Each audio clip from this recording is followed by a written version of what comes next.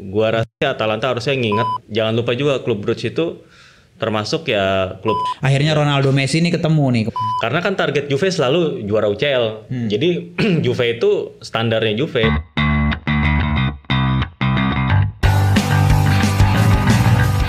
Yo, balik lagi di Espresso, sebuah obrolan yang pahit tapi apa Mas Iksan? Nggak bikin pilek. Nggak bikin pilek. Wah, hati-hati. Hati pilek zaman Hati-hati sekarang. kalau pilek zaman sekarang nih. Oke. Oke, kali ini videonya kita langsung bahas aja ya soal UCL nih. Oh iya, Singkat, padat, penentuan. dan jelas nih. Penentuan nih. Italia di Eropa. Ya emang di Eropa dia ya. Oke, langsung aja di pertama itu di grup B ya, kita bahas yang Italinya aja ya. Maksudnya nggak semua ini nih, liga. grup neraka. Grup neraka ini, bukan MU, grup neraka ini grup neraka. Karena peringkat satunya bisa jadi nggak lolos. Betul. Ada Mönchengladbach, Shakhtar poinnya berapa? Donetsk, Madrid dan Inter. Poinnya peringkat pertama Gladbach itu 8, Shakhtar 7, ketiga Real Madrid juga 7 dan Inter terakhir 5. Waduh. Tapi masih bisa lolos semuanya. Masih bisa lolos Masih semuanya. bisa lolos semua. Tapi dengan skema-skema yang cukup sulit juga sebenarnya gitu loh ya. Karena pertandingan terakhirnya ini Inter akan melawan Shakhtar tapi di kandang sendiri.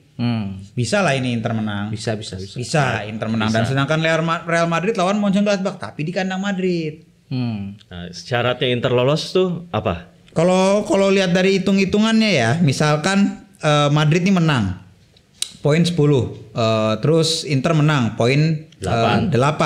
Head to head menang dia. Sama Gladbach menang Inter. Iya, tapi head to head enggak dong kan yang pertama seri. Ya? Oh iya Inter lolos. Kemungkinan Inter lolos. Tuh, itu skema. Skenario pertama. Ya. Tapi kalau misalkan Madridnya apa? Seri.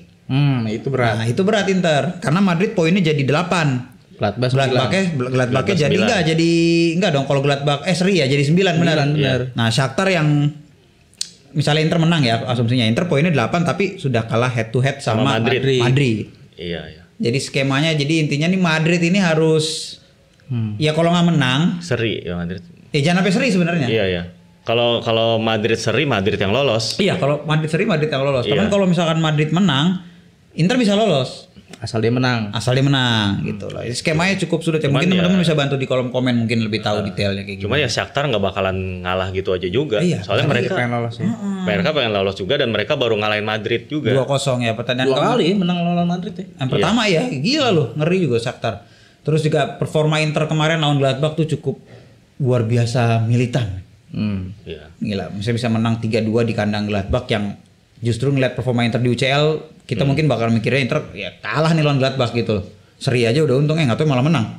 Iya. Tapi memang ada faktor luck juga ya Mas Iksan ya, gimana? Ya itu kalau misalnya Inter bisa main militan seperti lawan Gladbach ya. Apalagi Shakhtar sebenarnya kan udah pernah ketemu nih di Europa League musim lalu Inter dan menang. Inter menang dengan nyaman Mas ya. Iya. 5 kan? 5-0 ya. 5-0. Tapi ini lagi-lagi ini kompetisi Eropa ya, kesalahan-kesalahan kecil ya gitu-gitu Bisa bahaya. Makanya mungkin tadi di preview Giornata 10 gue bilang ini bisa jadi kontennya istirahatin salah satu di antara De Vrij, Bastoni atau Skriniar nih buat lawan Bologna. Kayaknya salah satu center back itu jangan sampai ada cedera gitu. Iya. Karena 3 back ini Iya, benar. jadi kekuatan utamanya Inter gitu untuk nahan Shakhtar. Iya, agak riskan kayaknya kalau mainin Kolarov ataupun D'Ambrosio. siapa namanya D'Ambrosio atau Ranocchia untuk gantiin salah satunya. Berat-berat. Pemain sulit ini kalau Araf apalagi yang lambat itu kalau dijadiin back tengah. Karena kalau komposisi tengah ke depan kayaknya Inter udah mulai meskipun rotasi beberapa kali rotasi tapi ya lumayan lah udah karena mereka ini tipe-tipe kalian yang bisa nyiptain peluang sendiri gitu kayak Sanchez, Lautaro atau Lukaku. Ya mungkin Perisic juga menunjukkan mental ya harusnya ya.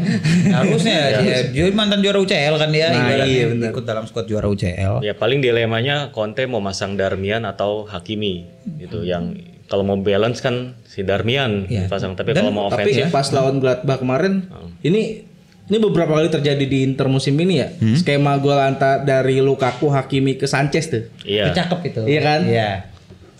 Cuman ya kalau ngelihat pertandingan terakhirnya Inter bersama Darmian ya itu lagi bagus juga, lagi top, lagi top perform nih ibaratnya Darmian. Menurut gue ya kalau mau diklimaksin sekalian ya di match ini, ya nggak sih? Sekalian gitu loh ya. Mungkin rotasi lah, maksudnya babak kedua kalau memang Inter udah berhasil menang dengan nyaman, Boleh mainin Hakimi lagi buat nambah daya gedor, atau justru mungkin Inter mau gedor di awal dulu, jadi mainin dulu Hakiminya, gedor dulu di awal, dapat gol banyak atau udah nyaman, baru buat balance bertahan ya masukin lagi Darmian gitu, bisa gitu. Opsinya cukup nyaman lah Inter di bagian situ tuh. Jadi prediksi lolos ya Inter lah ya. Dengan skema kayak gini itu tricky. Susahnya itu adalah mengandalkan pertandingan lain. Nah, itu dia. Maksudnya kalau emang Inter peluang menang lawan Shakhtar sih tetap gede peluangnya. Gede, ya. Tapi kalau lolos atau enggaknya ya belum tahu, tergantung sih udah all out aja udah. Tergantung match lain. Jadi pokoknya ya jangan mikirin match lain, ya all out menang. All out menang aja. Ya, all out main. Kalau bisa skor gede juga sih biar ya seenggaknya kan kalau menang tuh otomatis ke Europa League kan. Iya. Seenggaknya. Setidaknya ya kalau nggak lolos ya, kalau nggak lolos misalkan. Oke. Lanjut grup berikutnya ada di grup D, ada grupnya Atalanta, Liverpool, Ajax dan Midtjylland. Nah, dan ini juga penentuan spot kedua. Kalau spot satunya udah Liverpool. Udah aman, dia Liverpool udah 12 poin. Dan peringkat keduanya itu sekarang masih Atalanta dengan 8 poin. Jadi ibaratnya Liverpool pertandingan terakhir nih kalah pun nggak ngerubah dia menjadi runner up, tapi tetap dia jadi juara grup gitu loh. Nah, Atalanta sendiri kemarin kepleset lawan Midtjylland ya. Harusnya sebenarnya bisa memastikan lolos itu. Tapi sayangnya kalau menang cuman jadi kepleset. Jadi selisih poinnya cuma beda 1 sama Ajax. Dan Ajax 7, Atalanta 8. Dan yang mungkin sedikit beban ya, karena mainnya nih terakhir kalau di kandang Ajax. Waduh, Belanda ya. Gimana nih Mas Adit? Ya gue juga ngelihatnya kalau misalnya ngelihat situasi kayak gini tricky banget. Atalanta itu ya seperti yang tadi dibilang, buang-buang peluang banget ya. Dia main di kandang sendiri lawan Midtjylland, padahal waktu di kandang Midtjylland mereka bisa menang 4-0 gitu. Ya tapi ya beginilah UCL, emang kompetisi yang antar klub Eropa yang susah banget diprediksi. Jadi tim-tim kecil, tim-tim yang tadinya nggak diperhitungin juga tahu-tahu bisa nyuri poin.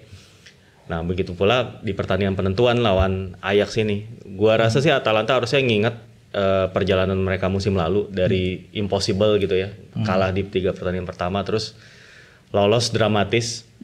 Harusnya mereka tuh ya ini tergantung Gasperininya juga sih, nanamin ke kepala pemain. Ini udah bukan soal teknis lagi sih, gue bilang ini harusnya mental yang lebih berbicara sih.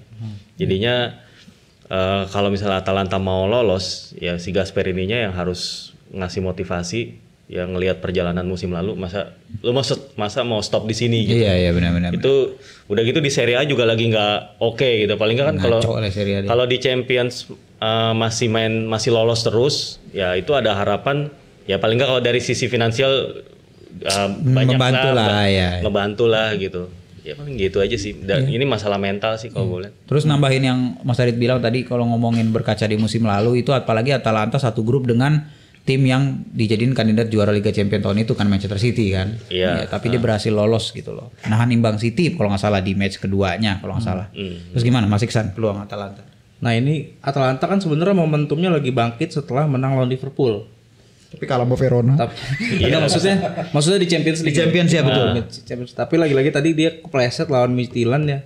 Dan ini ada faktor internalnya juga, kayaknya Papu Gomez lagi bermasalah sama pelatihnya. Iya, yang mulai ya. Iya, mulai ada FTV-an di dalam. Nggak ngikutin instruksi ya. Sedangkan kita lihat Papu ini perannya masih sentral banget nih. Iya kan? Ya dia ibaratnya dia yang paling tahu lah skema Gasperini karena dia termasuk yang lumayan lama kan di Atalanta dan dia pemain nomor 10-nya gitu. Apalagi ini lawannya Ajax gitu. Ajax secara mental di Champions League kita tahu udah terbukti udah terbukti. Meskipun komposisi pemainnya beberapa tahun sering diambil, sering dirombak ya, tapi kan itu nggak mengurangi kekuatan mereka gitu. Iya, ada lagi pemain-pemain baru yang bagus. Tapi yang diambil memang benar, padahal Ajax yang diambil tuh nggak main-main loh. De Ligt diambil, Frenkie de Jong, terus ada Hakim Ziyech sekarang, Van de Beek. Habis semua, cuman ada lagi Antonio lah nongol. Iya. Laskone ya, siapa? Skone lupa lah gue itu, susah. Banyak yang bagus-bagus gitu loh.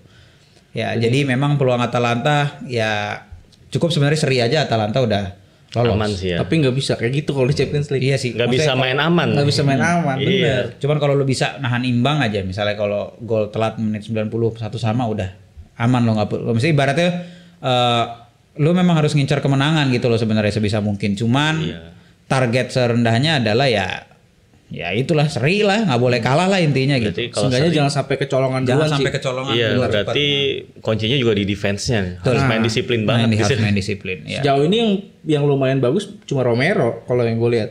Maksudnya ya Palomino, Jim City ini kayaknya di musim-musim ini udah kalau ya nggak konsisten. Nggak konsisten. Apalagi nih misalnya Hatebur atau nanti Gosens lebih all out buat nyerang ya. Ini nih belakangnya nih kadang-kadang tinggal sendiri, Romero sendiri. Ajax kan apa ya, permainan bola-bola cepet gitu ya. Iya. Ini bisa dimanfaatin sama Ajax nih bahayanya. Ya udah Gasperini jangan sampai kebobolan duluan lah. Si Atalanta. Oke, next grup F, Borussia Dortmund, Lazio, Klub Brugge dan Zenit Saint Petersburg. Zenit udah pasti nggak lolos. Nah terus poin antara 1, 2, 3 aja ya langsung gue bacain ya. Yeah. Poinnya adalah Borussia Dortmund pertama 10, kedua Lazio 9, Klub Brugge 7 dan Zenit 1. Nah ini tricky nih. Lazio terakhir lawan Klub Brugge soalnya. Dia main di kandang Lazio. Di kandang sama Lazio. kayak Ajax sih. Sama kayak Ajax. Atalanta. Ya, sama kayak Atalanta peluangnya nih. Maksudnya Lazio minimal seri. Gimana Mas Adit? Ya menurut gue sih Lazio udah dengan kondisi sekarang ya, dia udah sebenarnya udah cukup ngebalikin prediksi sih sebenarnya nih. Mereka bisa ngalahin Dortmund, terus di kandang Dortmund juga imbang, gitu. Menurut gue ini udah cukup melebihi ekspektasi gitu permainan Lazio di UCL. Mengingat mereka juga kan cukup lama ya. Ini juga pertama kali mereka tampil di UCL setelah bertahun-tahun lah gitu. Sebenarnya udah bagus. Nah cuma ya balik lagi kita ngomong di UCL itu semua bisa terjadi walaupun lawannya Klub Brugge, dan jangan lupa juga Klub Brugge itu termasuk ya klub-klub yang memasok banyak pemain-pemain berbakat Eropa juga sih. Ada satu pemain yang diincar Milan juga, gue lupa siapa namanya tuh. Tapi yang jelas ini sih kalau mainnya di kandang harusnya Lazio bisa lah menang lah gitu. Tapi lagi-lagi harus ngejar menang ya, jangan mentalnya seri gitu. Mental harus menang, nggak bisa nggak ya. Gimana Mas Iksan? Kalau menurut gue sih ya ini presiden Lazio udah pasti ini ya all out Mas ya. Iya. Untuk Champions League ini ibaratnya lu harus bisa melaju sejauh-jauhnya lah. Ya mungkin ini target Simone Inzaghi mungkin nggak muluk-muluk ya Mas ya. Paling nggak lolos grup aja dulu. Iya kan. Ya itu sih balik lagi di mentalitas Lazio-nya sendiri. Dari beberapa match di Champions League sebenarnya dia beberapa kali ketinggalan duluan terus bisa seri atau menang gitu. Dan ini kayaknya lawan Klub Brugge mereka bakal menang sih. Meskipun mungkin skornya nggak terlalu banyak ya, tapi setidaknya optimis menang lah ya. Ciro Immobile dan Korea. Ini nunjukin nih Ciro Immobile itu bukan cuma striker lokal gitu. Ini di kancah Eropa pun dia harus tetap produktif. Siap. Oke, mantap. Oke, terakhir ada di grup G.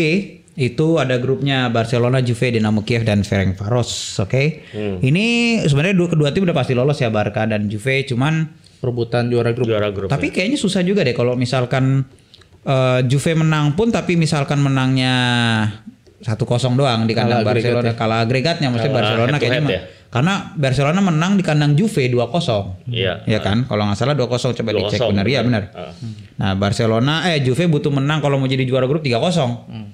Nggak boleh kejebolan gitu loh. Cuman oke lah, setidaknya nih udah ada wakil Italia yang lolos nih. Tapi ini pertandingan terakhir ini adalah pertandingan yang pasti penuh gengsi ya, antara akhirnya Ronaldo Messi ini ketemu nih kemungkinan ya kan.